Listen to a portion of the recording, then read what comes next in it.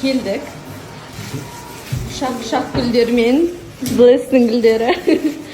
Мына гүл апарымда ескіп күшті отырады. Вот. Қазір бөпені бірінші рет көреміз.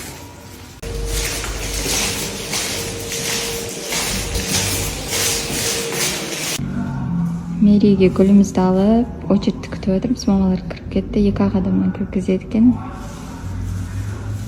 Қазір біз кіреміз. Жездесі осындай дәу әдемі гүл алып келді. Жаныздар, мен Мерейге осындай гүл сыйлыққа беріп жатырмын.